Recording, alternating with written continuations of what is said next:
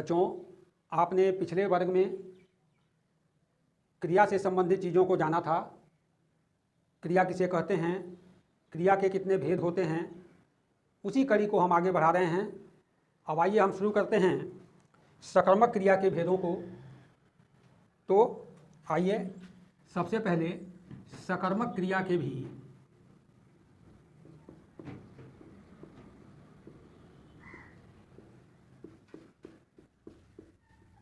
सकर्मक क्रिया के भी दो भेद हैं।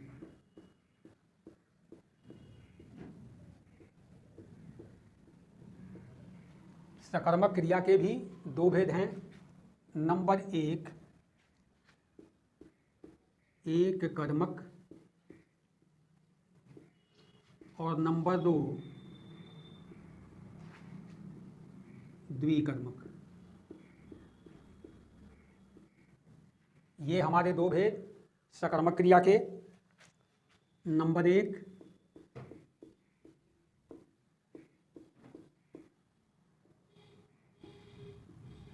आपने इस बात को पहले भी जाना है कि क्रिया के दो भेदों में अकर्मक और सकर्मक में, तो सकर्मक क्रिया के भी दो भेद हैं, एक कर्मक और द्विकर्मक।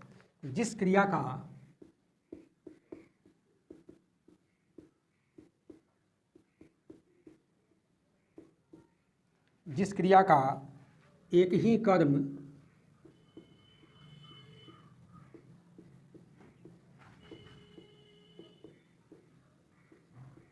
जिस क्रिया का एक ही कर्म हो उसे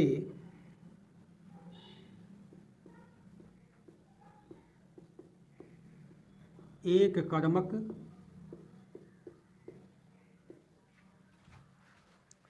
क्रिया कहते हैं।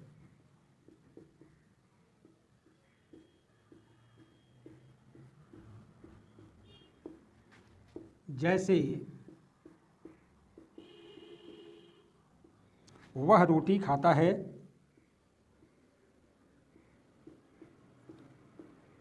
वह रोटी खाता है। तो इसे ध्यान से देखिए। कहता है इस वाक्य में खाना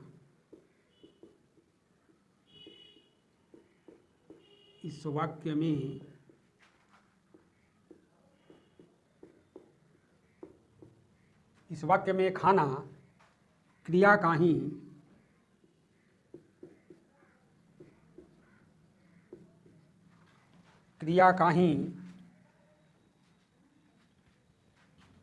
क्रिया का एक ही कर्म रोटी है।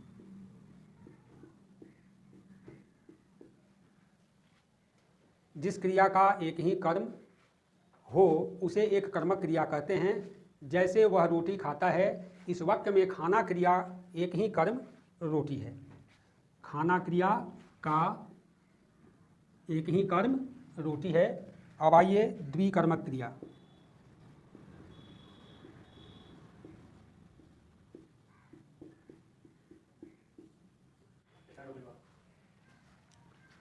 जिस क्रिया के साथ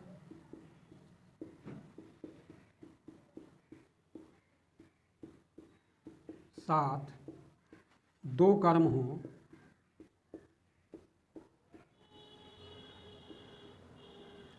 हों, तथा पहला कर्म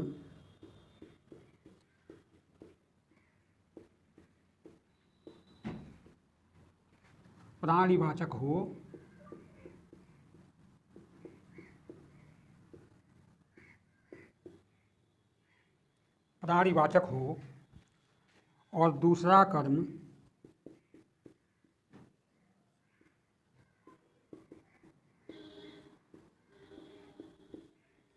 निर्जीव हो,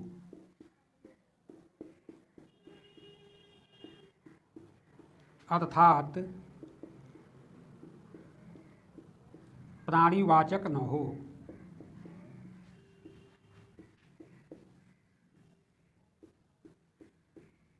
प्राणिवाचक न हो ऐसे वाक्य में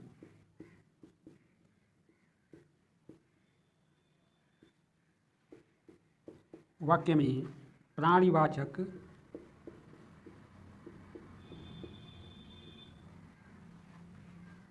कर्म गौण होता है,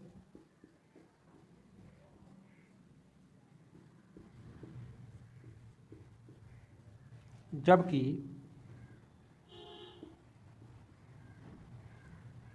निर्जीव कर्म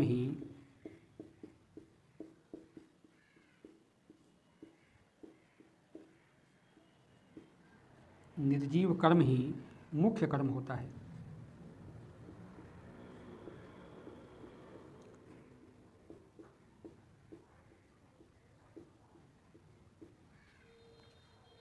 जिस क्रिया के साथ दो कर्म हो तथा पहला कर्म प्राणीवाचक हो और दूसरा कर्म निर्जीव हो अर्थात प्राणीवाचक न हो, ऐसे वाक्य में प्राणीवाचक कर्म गौण होता है जबकि निर्जीव कर्म ही मुख्य कर्म होता है। जैसे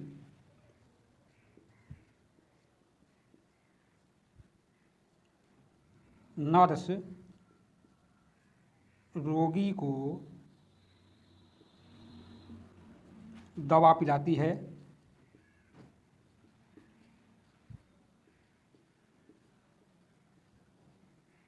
ध्यान से देखिए इस जैसे को, नर्स रोगी को दवा पिलाती है। इस वाक्य में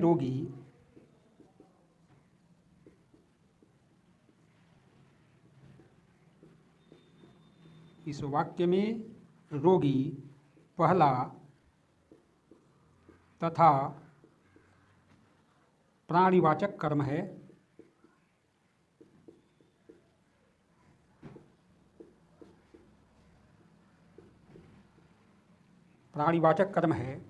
और दवा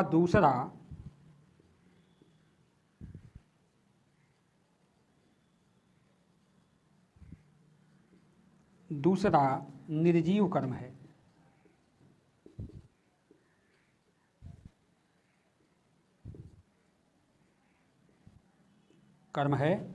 पहला कर्म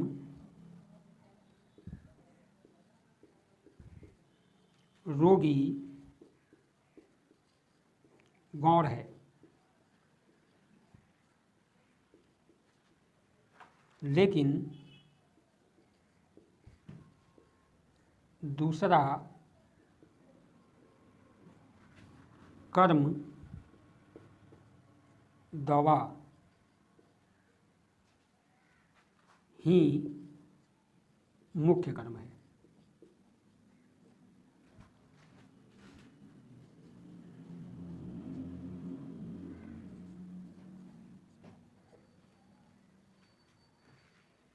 तो आइए इसे हम मिटाते हैं।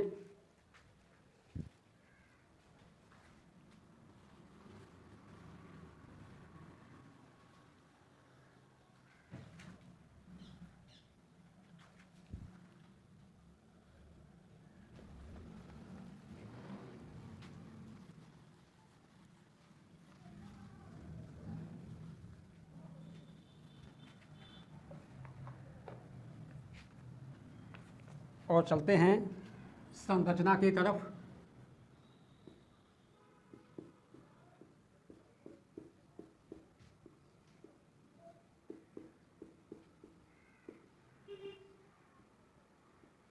संरचना की तरफ चलिए। इस आधार पर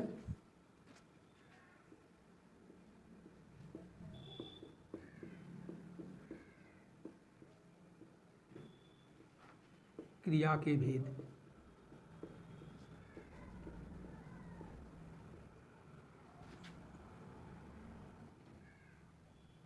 अब देखिए बनावट के आधार पर क्रिया के कितने भेद होते हैं।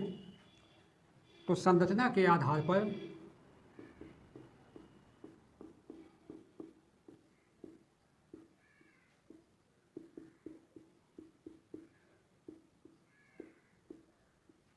क्रिया के 4 भेद हैं।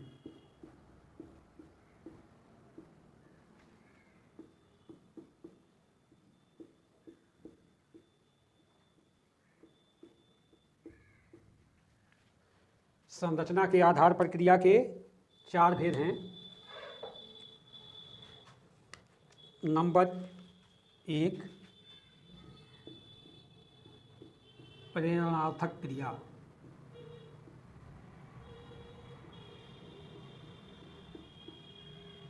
नंबर 2 संयुक्त क्रिया।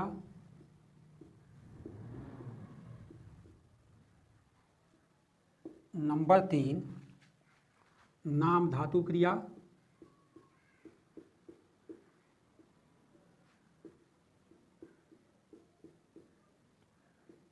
और नंबर 4 कृदंत क्रिया।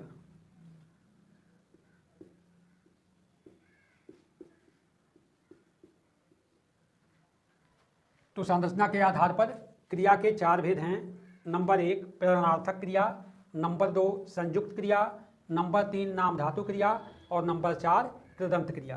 तो आइए इसको हम बारी बारी से जानते हैं कि प्रेरणार्थक क्रिया किसे कहते हैं, संयुक्त क्रिया किसे कहते हैं, इन सब बातों को जानेंगे।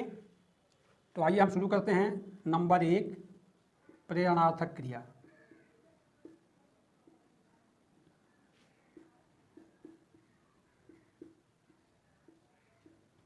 ये कहता है जिस क्रिया से इस बात का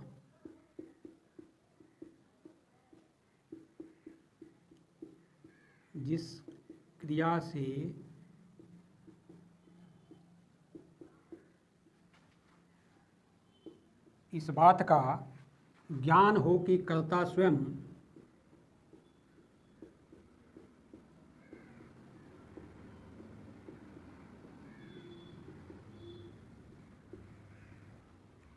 जिस क्रिया से इस बात का ज्ञान हो कि कर्ता स्वयं कार्य कर किसी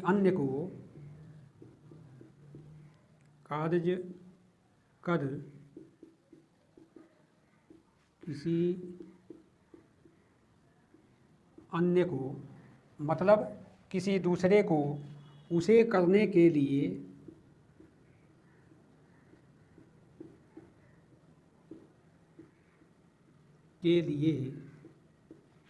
प्रेरित करता है।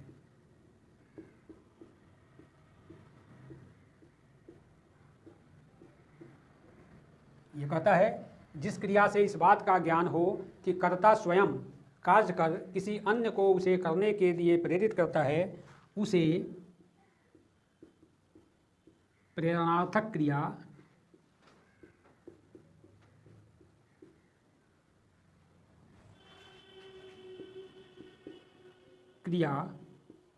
कहते हैं। ये हुआ प्रेरणार्थक क्रिया। जिस क्रिया से इस बात का ज्ञान हो कि कर्ता स्वयं कार्य कर किसी अन्य को उसे करने के लिए प्रेरित करता है, उसे प्रेरणार्थक क्रिया कहते हैं। जैसे बोलना, बुलवाना,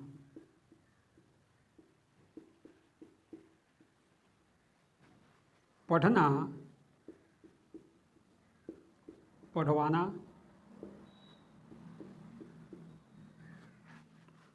खाना, खिलवाना,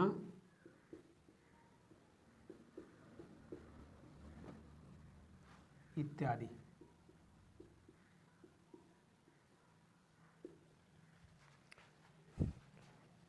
अब आइए नीचे वाला हम मिटाते हैं।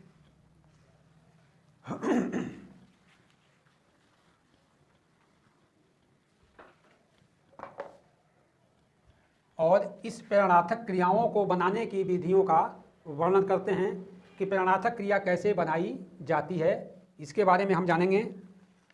तो इसके बारे में जानने के लिए हम आगे बढ़ते हैं और शुरू करते हैं नंबर क मूल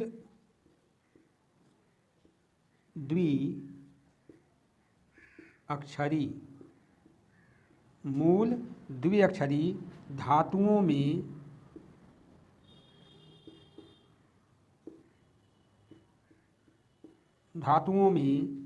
आना तथा वाना। आना तथा वाना जोड़ने से जोड़ने से प्रेरणार्थक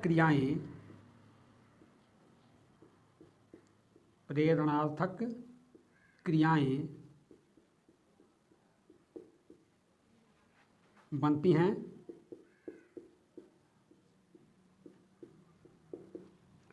जैसे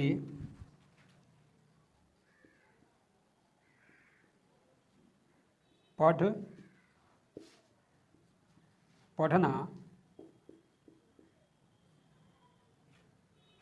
पढ़ाना।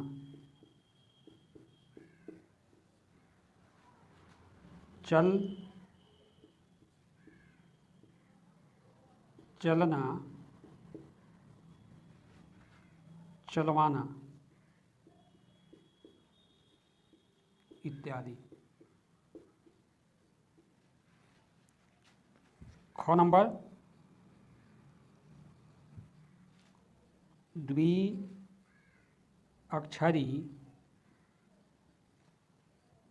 धातुओं में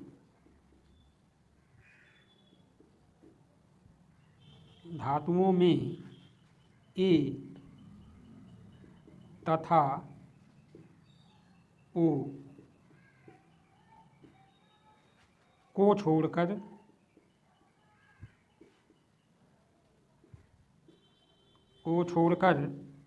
दीर्घ स्वर ह्रस्व हो जाता है।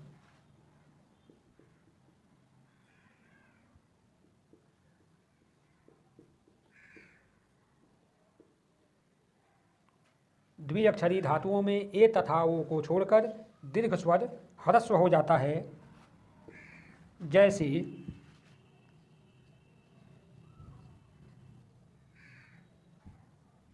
जीत, जीतना, जिताना।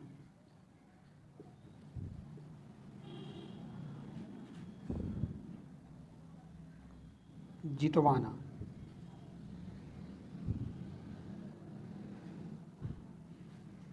लेट,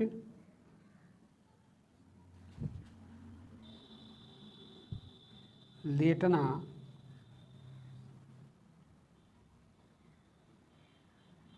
लेटना, लिटाना, लिटवाना इत्यादि।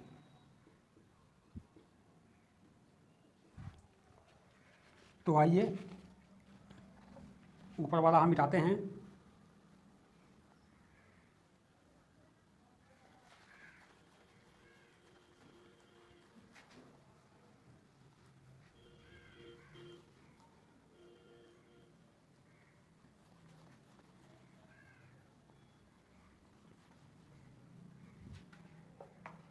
और हमारा ग नंबर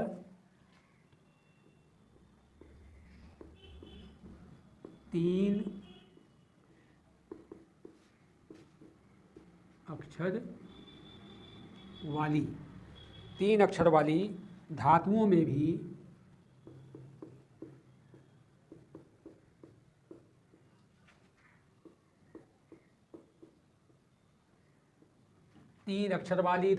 भी आना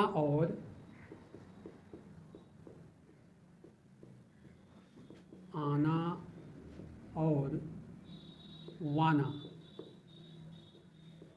3 अक्षर वाली धातुओं में भी आना और वाना जोड़कर प्रेरणार्थक क्रियाएं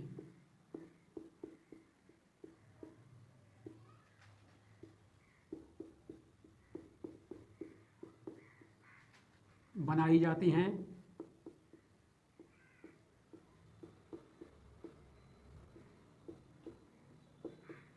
जैसे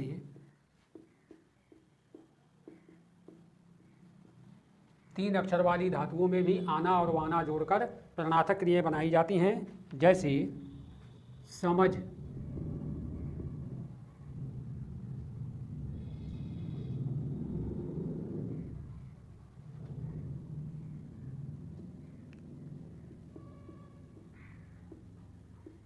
समझना, समझाना,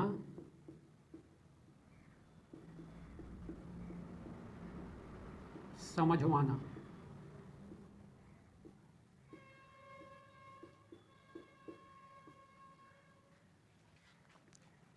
बदल,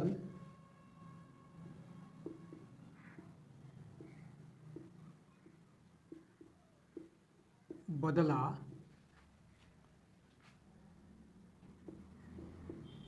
बदलना, बदलाना, बदलवाना,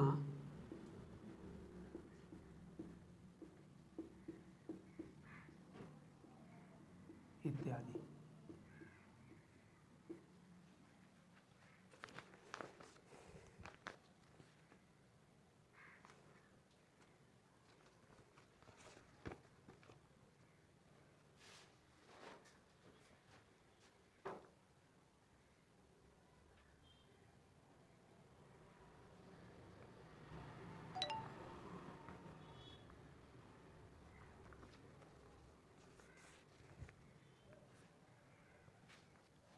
आइए हम नीचे वाला मिटाएं।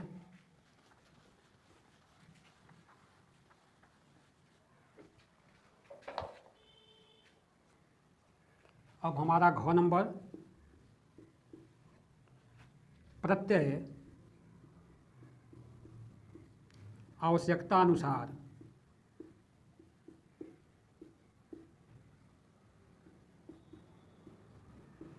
प्रत्यय आवश्यकता अनुसार लगाए जाते हैं। प्रत्यय आवश्यकता अनुसार लगाए जाते हैं मतलब जैसी ज़रूरत हो वैसे प्रत्ययों का प्रयोग किया जाता है। जैसे जी, जीना, जिलाना, जिलवाना। दूसरा चू, चूना, चुलाना, चुलवाना।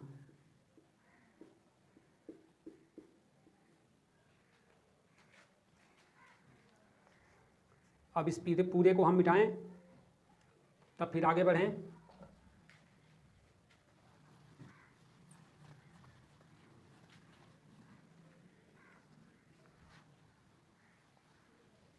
एक नंबर आपने अभी पढ़ा प्रेरणार्थक क्रियाएं और हमारा दूसरा नंबर अब हम शुरू कर रहे हैं संयुक्त क्रिया।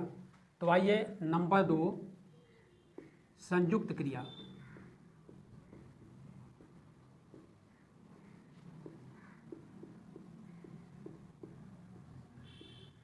हमारा नंबर 2 संयुक्त क्रिया कहता है दो या दो से अधिक, दो या दो से अधिक,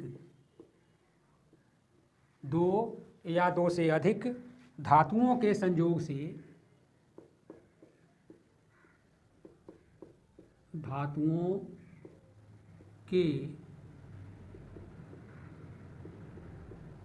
संयोग से बनने वाली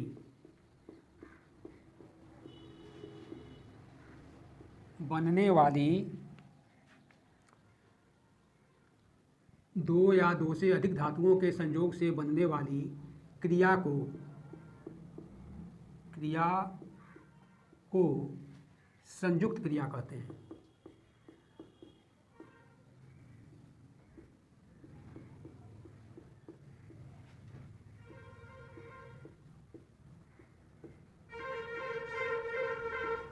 दो या दो से अधिक धातुओं के संयोग से बनने वाली क्रिया को संयुक्त क्रिया कहते हैं। जैसे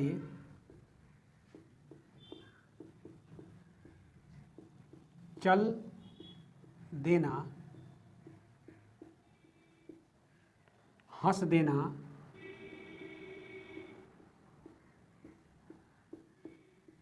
रो पड़ना,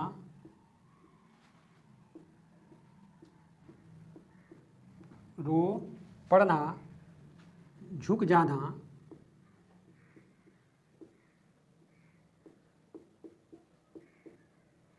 जाना इत्यादि।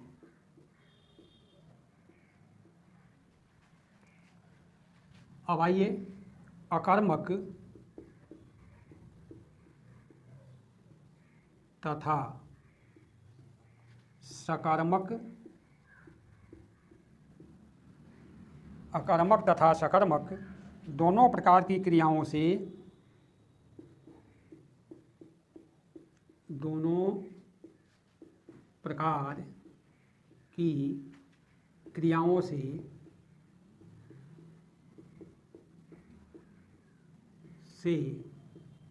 संयुक्त क्रिया बनती है।